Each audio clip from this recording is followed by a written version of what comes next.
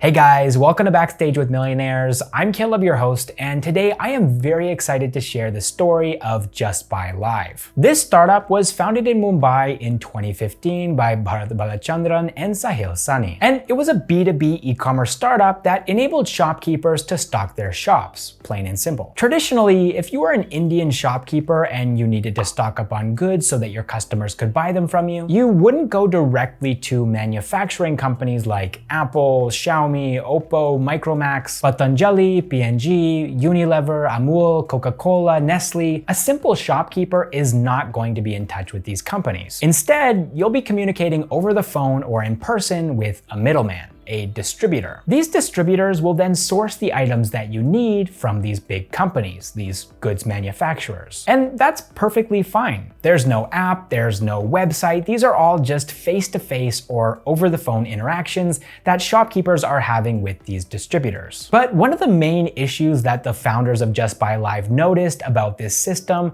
was that these distributors did not have a fixed schedule. They would only deliver goods to a particular shop or a group of shops if they had enough orders to fill their truck. Not surprisingly, this created very long wait times for these shops, who never really knew when the goods that they had ordered would be delivered. And as a result, sometimes these shopkeepers had to turn away customers because the thing that the customer wanted wasn't in stock because the distributor hadn't yet delivered it. But what if you were able to take the efficiency and the speed of a delivery system like Amazon's and provide that to these shopkeepers? What if you offer same-day delivery to these small retailers and you provide them with a smartphone app so that they never have to interact with distributors? They just open up the app, they pick and choose the items that they want for their shop, they order them, and then later that day, those items are delivered. It's an amazing idea. Just Buy Live was a B2B e-commerce platform. They were aiming to become the Indian version of Amazon, but instead of targeting consumers,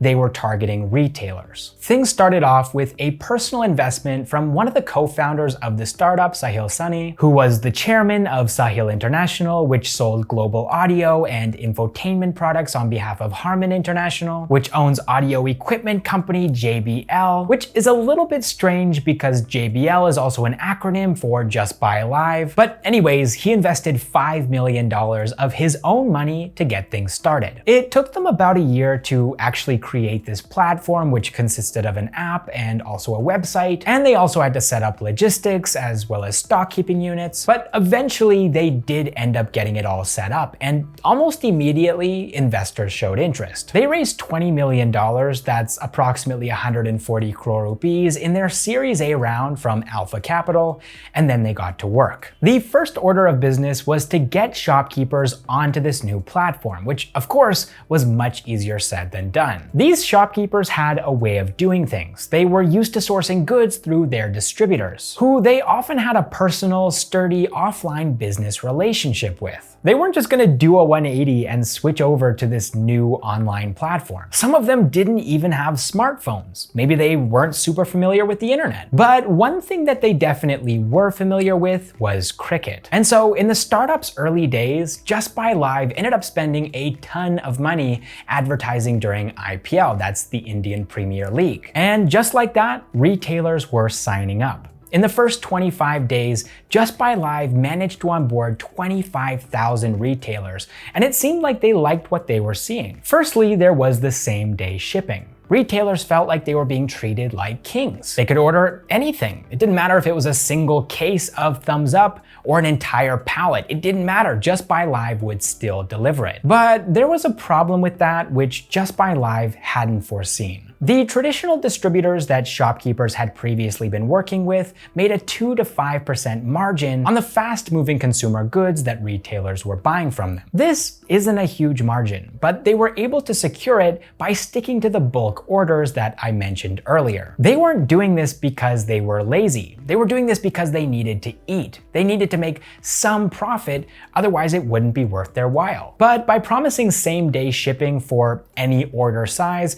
Just Buy Live Live was effectively throwing that 2 to 5% margin out the window. They tried to recover this margin by charging delivery fees for smaller orders, but this just resulted in them losing users who had only gotten onto the platform in the first place because of this same-day delivery. So there was this really fine balance that Just Buy Live had to achieve between being more convenient than traditional offline distribution while also trying to keep their burn rate to a minimum. And they might have been able to find this balance if there hadn't been another factor involved: loans. Traditionally, when a distributor buys goods from a manufacturer, they tend to buy a lot, which is obviously very expensive. And so the money that they end up spending to obtain these items is usually borrowed. It's credit. But this is a calculated risk. Distributors know that there are going to be buyers for the goods that they've obtained from manufacturers. These buyers, of course, are retailers, and in this particular case, they were shopkeepers. And these shopkeepers are actually obtaining these goods from distributors on credit as well. So in other words, the shopkeeper owes the distributor and the distributor owes the manufacturer. A week goes by, the shopkeeper sells enough of the goods to pay back the distributor, and the distributor uses some of that money to pay back the manufacturer. Everybody takes a cut along the way, and the cycle repeats itself. Now, what happens when a startup comes in and disrupts that delicate credit system? Just Buy Live was embedding itself in this system, and in doing so replacing the middleman, the distributor, but manufacturers and shopkeepers were still expecting things to stay the same. Shopkeepers still couldn't afford to stock their shops outright. They still expected to take loans from Just Buy Live. And manufacturers still expected to be paid within a week or so. That's what they were used to. So what happened was Just Buy Live teamed up with financial services company Religare to offer the retailers on their platform loans. But of course, these were official loans. These were sums of money that were coming from a financial services company. Just Buy Live was replacing personal, informal loans between individual retailers and distributors with very structured and formal loans from Religare. These loans had a 30-day return cycle, meaning that retailers no longer needed to pay their distributor, which was now Just Buy Live, within a week. They could take a whole month if they wanted to. Once again, Just Buy Live was pleasing their users, but at their own expense. Because manufacturers did not want to wait 30 days to get paid. And so Just Buy Live had to pay them out of pocket from the funds that they had raised from their investors. And there was another problem too with these loans. Traditionally, distributors had a personal relationship with retailers. They had been working with them for years. Sometimes they had worked with multiple generations of retailers in the same family. These relationships went way, way back. That's the way that business is conducted here in India. It's built on trust and personal relationships. But Just Buy Live didn't have that personal relationship with the retailers on their platform. After putting up TV ads during IPL, they onboarded 25,000 retailers in 25 days. And by October of 2016, that number had gone up to 70,000. This was an impossibly large number of people to have personal relationships with. And that was the point. Just Buy Live was trying to disrupt this very old-fashioned way of doing business. They thought that it was inefficient. They thought that they could make it better. But then demonetization happened.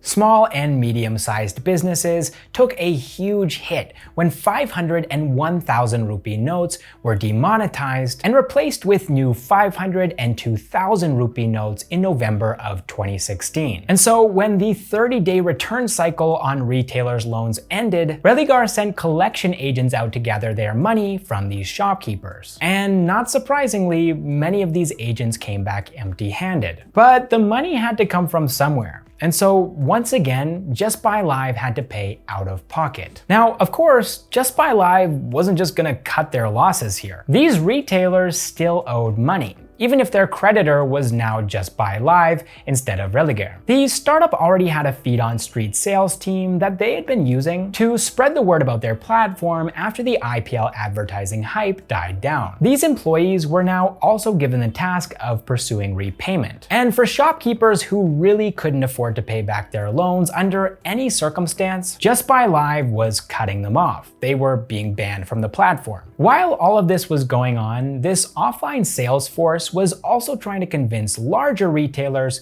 to start using Just Buy Live as well. They felt that onboarding big stores instead of little shops would help the company to move towards breaking even. They needed to cover the costs that they were incurring by bending over backwards for small shopkeepers. Unlike shops, these big stores ordered huge amounts of goods, and that was great news for Just Buy Live. If they could increase their sales volume, then they might have a shot of survival. However, what they ended up discovering was that it was actually much harder to convince large retailers to use Just Buy Live than it was to convince small shopkeepers. See, for a shopkeeper, sometimes offering 50 rupees or 100 rupees savings was enough to convince them to switch over to Just Buy Live. But for larger retailers, for actual store owners, that just wasn't going to cut it. There was considerably more at stake for these guys, and they didn't want to put their trust in an app or a website. What they wanted, and you can probably guess what I'm going to say here,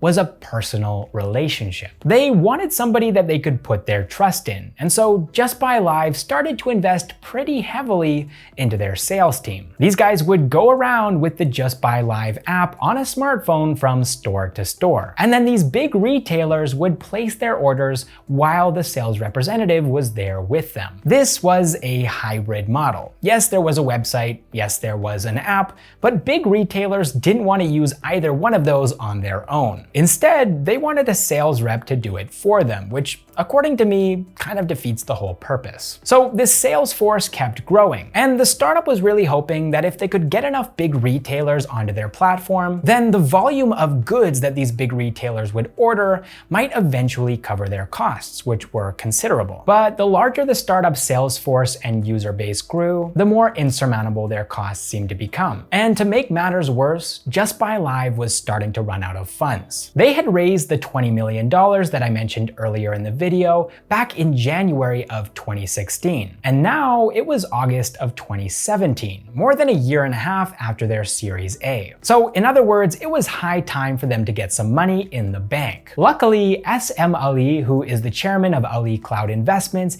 came along at just the right time. Just Buy Live announced that they had raised $100 million, that's 650 crore rupees, from this Dubai-based investor who said in a statement that Just Buy Live is now ready for global expansion to every country and developing market that can benefit from this platform. And we will move quickly to enter new markets with strong local partners.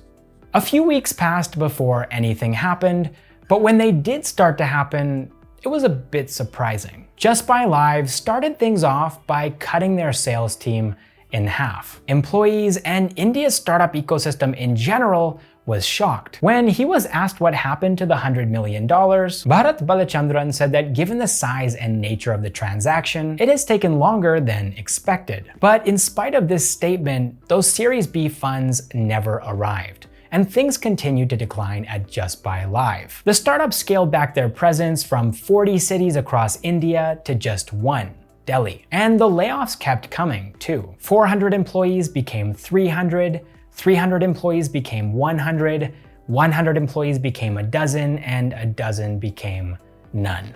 Just Buy Live faded out of existence. So what can we learn from this story? What did Just Buy Live do wrong that future entrepreneurs can do right? Well, for the remainder of the video, I'm going to be listing 3 things that we can all learn from Just Buy Live's failure. Starting things off at number 1, you need to be irreplaceable. Just Buy Live came in and essentially replaced traditional distributors as an e-distributor. That's it. They just came in and replaced what was already there. And in a lot of ways, they weren't a better replacement. They were worse. They offered 30-day return cycle loans through Religare, when personal, informal loans had worked just fine for all parties involved. In fact, in many cases, they were actually preferable. They offered improvements like same-day shipping, but this wasn't financially sustainable for them. And if they added shipping fees to retailers' orders, then those retailers would just switch back to their previous offline distributors. They managed to onboard some big retailers, but they had to send in their own own employees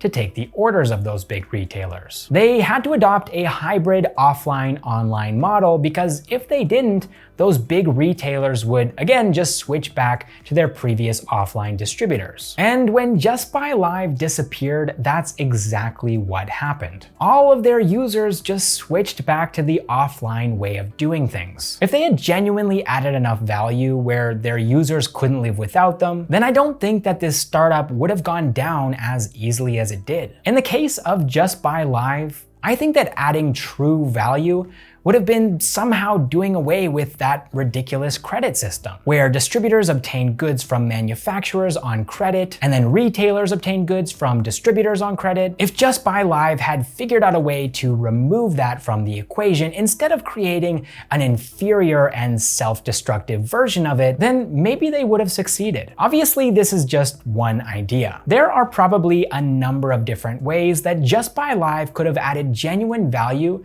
to make themselves irreplaceable. But of course, adding value isn't everything. Sometimes having loyal customers that can't live without your product or service just isn't enough. Would Just Buy Live have been able to survive if they were irreplaceable?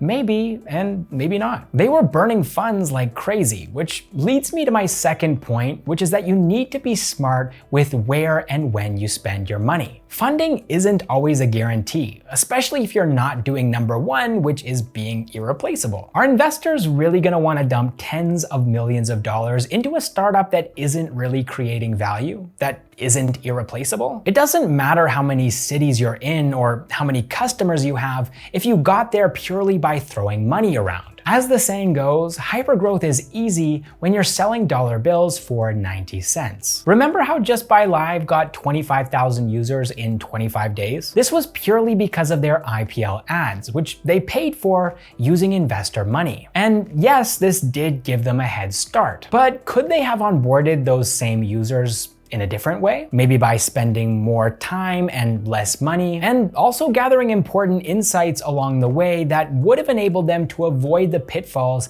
that they stumbled into later on? Probably. They were so focused on growth, on getting new users onto their platform, that they didn't really have time to fix their unit economics, which were really, really bad. Now, I'm not saying that poor unit economics is a carnal sin. If it's part of the plan and there's a long-term profitability strategy in place and investors are on board with that, then great. Keep burning money, but it doesn't seem like that was the case with Just Buy Live. They weren't able to raise that $100 million Series B round, and that was it. They were done. Without those funds, they were out of business in weeks. Which leads me to my final learning, and I've already kind of hinted at this earlier, which is that you should not rush ahead if you can't afford to. To be completely honest, this, more than anything else in my opinion, was Just Buy Live's fatal flaw. It was their biggest mistake. They didn't fully understand the space that they were trying to disrupt. They didn't do enough market research. And this resulted in them making poor decisions that ultimately they couldn't financially afford to make. It's okay to figure things out as you go. Tons of founders and startups do this. Not everybody is Kunal Shah. Sometimes the best way to learn the things that you need to learn to enable your startup to succeed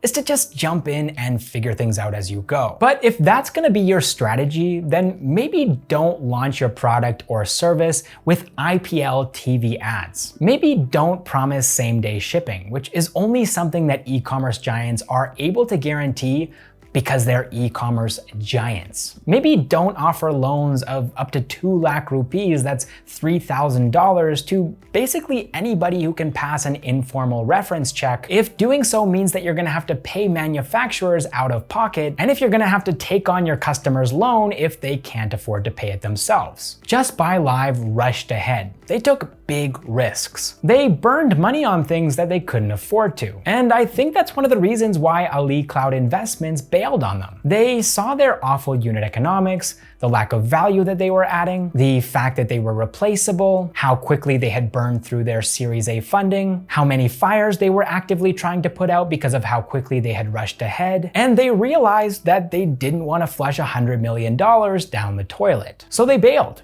and Just Buy Live collapsed. So I hope that you enjoyed this video. I hope that you learned something from it. And if you did, it would mean a lot to us if you could hit the like button. And if you haven't already subscribed to our channel, now would be a great time to do so. We post new videos every single week about Indian startups, entrepreneurs, and the latest news. Also, you can find us on all of these social media platforms, as well as on Discord, and we also have a Hindi channel as well. Links to all of those will be provided in the description down below. Thank you guys so much for watching this episode of Backstage with Millionaires, and I will see you in the next one.